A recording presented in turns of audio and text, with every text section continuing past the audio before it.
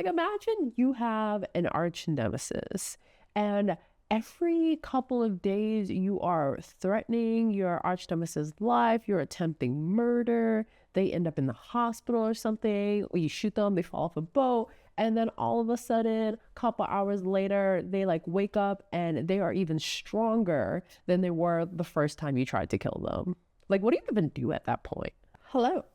Today we're going to be talking about episodes 7 and 8 of Buried Hearts. If you're new here, welcome. I'm Jess. I love K-dramas and I just want to chat about them. And don't forget to comment, like, and subscribe to be notified of upcoming videos. So much happened in these set of episodes. So grab a drink, get comfortable, and let's just chat about it. Oh my God, guys, we are so back. Episode 7 is literally like everything I have been asking for in terms of this show. So let's go ahead and break it down. And in order to do that, we're going to go through each of the characters as well as their relationships. Starting out with our hero, Dongju. Honestly, I didn't think I could be even more attracted to this man than I was in these set of episodes, but we will get there at some point. So he has his memories, ?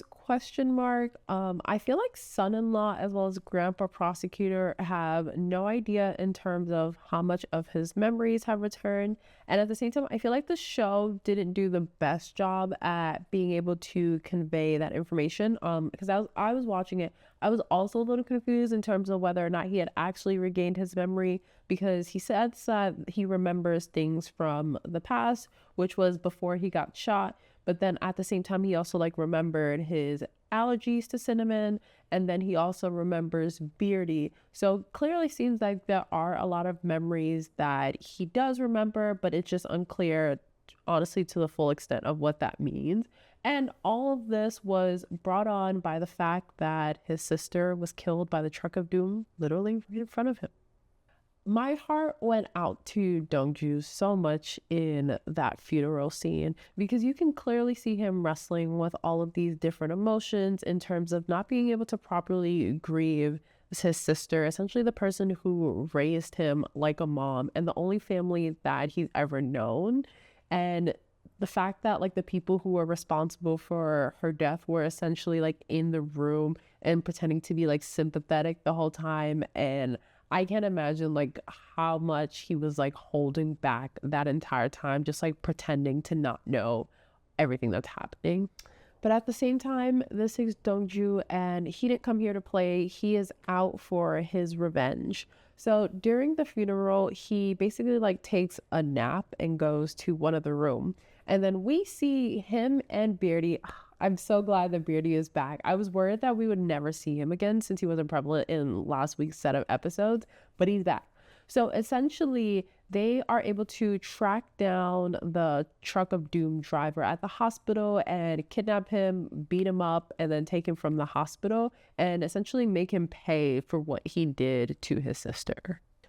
And then a few days later, when Dongju visits Grandpa Prosecutor, it's not fully clear if he dropped the truck driver's ring by accident or if he did it intentionally. But when Grandpa Prosecutor as well as his henchmen notice, they automatically like grab a gun, run out to chase Dongju. Essentially, like they were planning to shoot him.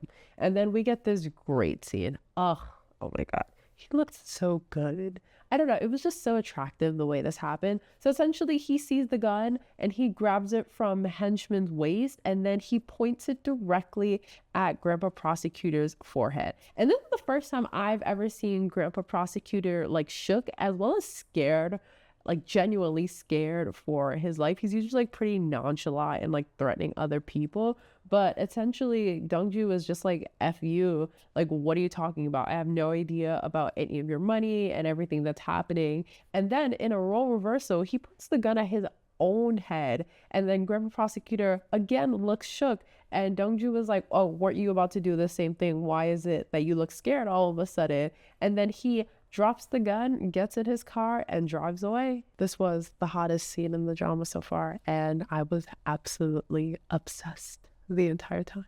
And then on the villain side of things, there's just been a lot of back and forth between Dongju and then like chairman prosecutor as well as son-in-law. And it's like they spend so much time trying to come up with ways to kill him. But Dongju clearly is a cat with nine lives because this man just like bounces back, whether it's being shot or so many other things. He's just like fine at the end of the day. So let's go through this week's attempts to kill Dongju. So in the first instance, after the whole fiasco with the gun, Grandpa Prosecutor is like really upset and wants to get back at him. So he has Hubby Prosecutor and Eunnam go to the house with specific biscuits that are laced with cinnamon. And in episode 1, they clearly told us that he was allergic to cinnamon because he ended up in the hospital by accident. So when they are having dinner, Grandpa Prosecutor had let son-in-law know ahead of time that if Dongju refuses to eat the cookie, then it's going to be clear that he has his memories back. And Dongju accurately clocks that this is the scenario that's going to happen. And guess what he does? He takes it like a champ. He is like scarfing down all of those cookies, knowing that it could potentially kill him in the moment or he's gonna have to go to the hospital. So he eats all his cookies. The son-in-law asks him if he want more. He says no, and then he gets up, and then as he's walking away, he eventually like passes out on the floor and everyone's like freaked out. Literally the whole time that was happening, I was like, Dongju, please, this is not the way to end your life. You can just say no, or say that you're not hungry or something, but you don't need to eat these cookies. And then at the hospital, he is able to survive, and then that's not good enough for these villains. So they actually hire someone to go to the hospital while he's unconscious and try and kill him again. But luckily, Dongju wakes up and disarms the man. I can't imagine what it's like to be son-in-law and grandpa prosecutor in this situation.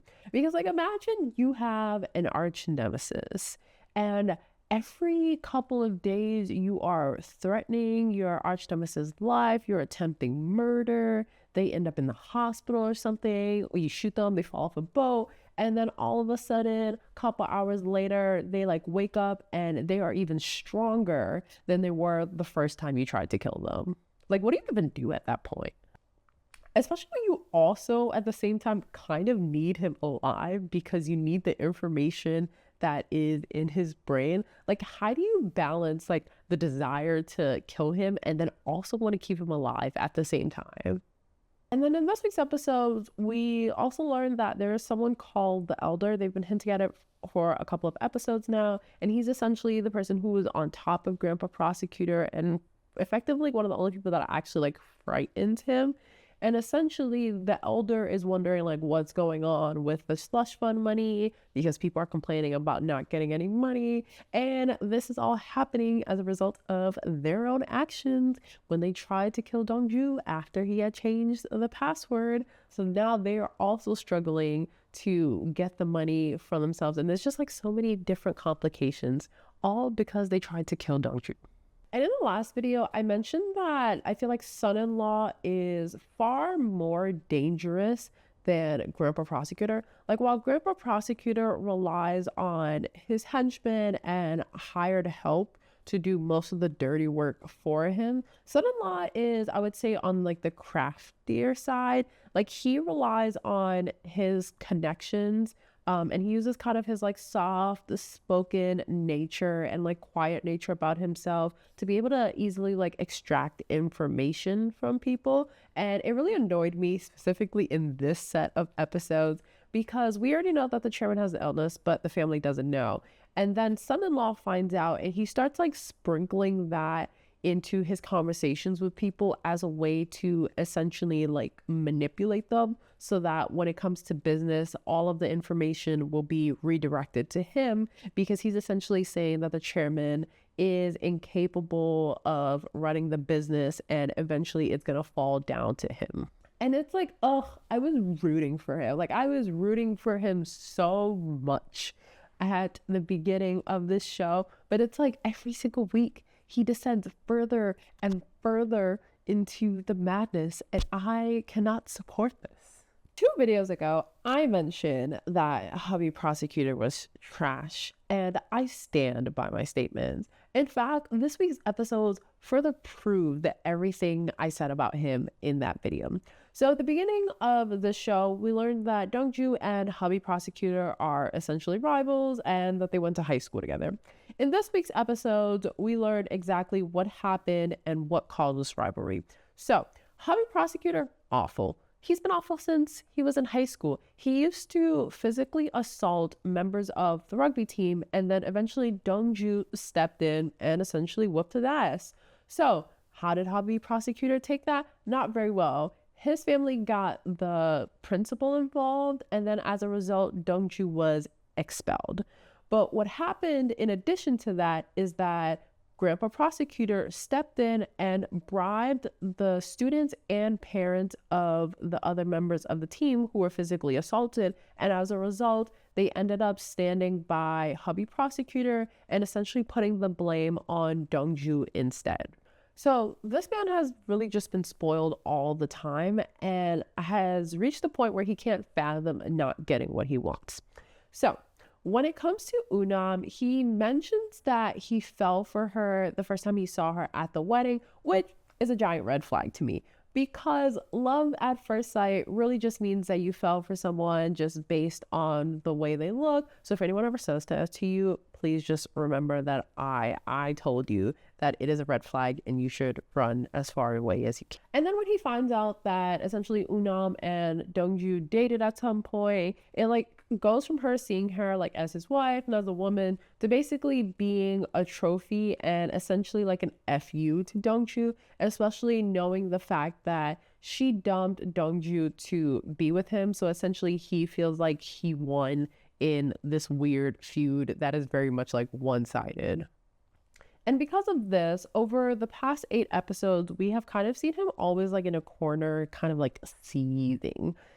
Anytime Eunnam and Dongju are in the same room, which I mean, some of it is rightfully so because they are married, but Eunnam is always up under Dongju, whether it's staring at him longingly, going to hug him, always texting him secretly, even just always wanting to be near him and care about him. And then it was essentially really wild in this set of episodes because after Dongju faints in front of the family, Eunnam is one of the first people to run to him and to see how he's doing and calling everyone to call the ambulance. And then all of a sudden she's giving him mouth-to-mouth CPR literally in front of everyone, most importantly literally in front of her husband, and he can't do anything. He literally just has to watch because is he gonna say no? That's not the kind of man he is. He only says it in private, but that's just what it is. And then as a result of essentially everything that is happening, Eunnam finally says that she wants to divorce Hubby Prosecutor and she's willing to do so even if she has to give up all of the company shares. Good for you, girl. But when she says that to Hubby Prosecutor, he essentially says he's not going to, 1, give up on her, and then 2, he's not agreeing to this divorce. Yeah. Which, side note, I've never fully understood the concept of both parties having to agree to a divorce. I don't understand why if one person wants to get a divorce, whether it's just they're not interested anymore or there's any type of abuse, why is it that you need the consent of both people? If it's if one person wants to leave, they should have the option to leave. But I guess that's just the world we live in. And him saying no just further proves how obsessed he is with Dongju. He has to have everything that essentially belongs to or falls within Dongju's world. It makes him feel so much better about himself. And it's just this weird rivalry that's also, 1, it's very one-sided, but it's also just very petty and immature because these men are in their 30s. And this started when they were in high school. And also Dongju was in the right, but he cannot get over the fact that Dongju is just a better person than he is, despite all of this privilege that Hubby Prosecutor has. And all of this just further proves something that Eunnam said several episodes ago, which is that Hubby Prosecutor will never, ever, ever, never, ever be half the man that Dongju is. Okay, Lastly is Dongju and Unam.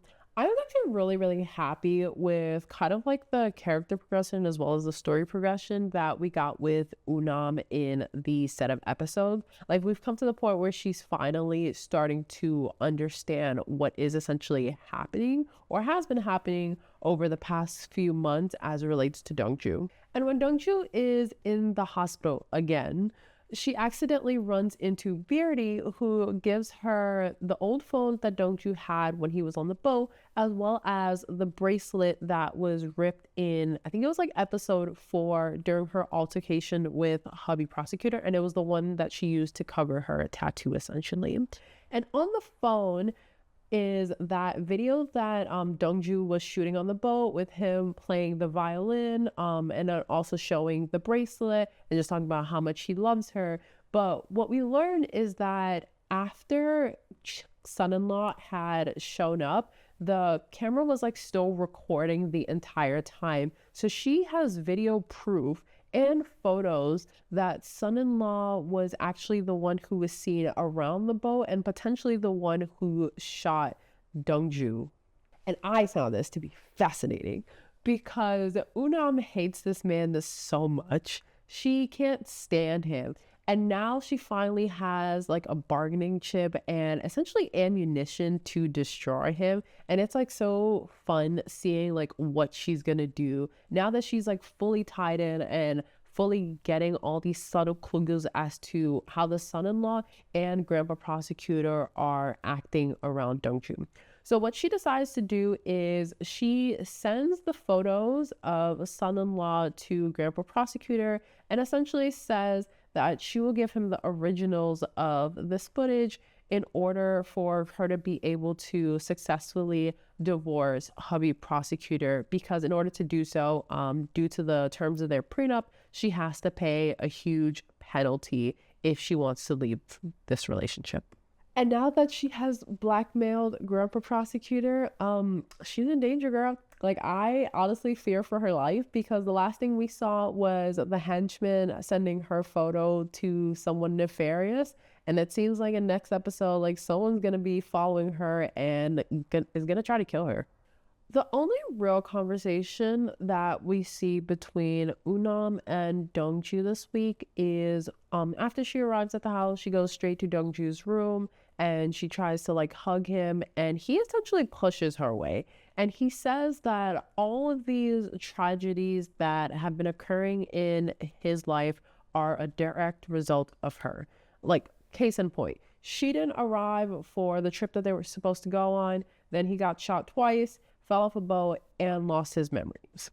And then Unam was the one who planned the meeting between him and his sister. And then as a result, his sister got hit by a truck and then she died. So he essentially says, nothing ever good happens when we're together. So I need you to turn away and go ahead and live your life. Obviously, she's not directly at fault for all of these things, but because of their love affair, because of the fact that she hid her identity and he didn't know who she was, it spiraled and caused all of these situations. So I kind of get what he's saying in terms of it's better for them to just be apart. And at the same time, I wasn't sure if he was just saying that to her as a way to protect her, since he does have some of his memories back. Lastly, I know I've been shitting on their tattoos for 2 videos now, but this week we learned the real meaning behind them, and honestly, it was kind of cute, and it further solidified that Dongju is essentially like perfect. Like, this man literally cannot do any wrong. So one day while they are out, Dongju suggests that they get a wrist tattoo as a way to essentially cover up Unam's self-harm scar, which we learned about in last week's video. And when they get there, she's essentially like scared about it. So he decides to do that first because he loves her, also so he can see how painful it is and hopefully like inspire her to do it afterwards. And I will say, I have not been rooting for them, but I did feel myself being swayed like just a little bit during that entire scene, because it was just a really cute moment between them, which I feel like we haven't gotten a lot of those in this show because of everything that's happened so far, which I don't think the show is going to do this, but it would be interesting. I really don't think they're going to do this, but it would be interesting if Unam sacrificed her life for Dongju, especially considering that everything that happened has really just been a direct result of her actions. And even in the preview next week, it kind of just gave that vibe a little bit, but I don't think that's the direction that they're going to go in. Final thoughts on episodes 7 and 8. I really enjoyed episode 7. At the end of last week's video, I had mentioned that I wanted the show to pick up a little bit in terms of the story as well as the action. And I do feel like episode 7 kind of delivered on the things that I wanted. Like, we got some action. We also got a lot more back and forth between Dongju and essentially our main villains. On the other hand, I felt like episode 8 was a little bit on the slower side, which was partially due to the fact that Dongju spent 99% of the episode being in a coma. So now that we have reached the halfway point of the show, I will say that I'm actually a little nervous in terms of the storyline and whether everything will be wrapped up within the next set of 8 episodes. Just thinking about it and even just like talking to other people about it, there's so many plot lines going on in the show, and I'm not sure that I right now feel confident that the show will be able to like successfully close all of these plot lines. Like, it feels like there needs to be another season of the show, which I'm not a huge fan of K-dramas having multiple seasons anyways, but it just feels like it needs more time. So I don't know how that's gonna go, but I guess we'll just have to wait and see. Okay, so predictions for next week's episodes. 1, I feel like Unam is gonna get harmed in some way, whether it's like kidnapping or there's gonna be like an attempt on her life. And then lastly, I feel like the family has to find out about the chairman's condition next week. If you enjoyed this episode, don't forget to comment, like, and subscribe. Let me know what you thought of episodes 7 and 8, as well as your theories on what's going to happen in the next set of episodes. And on that note, have a lovely day, and I will see you next week.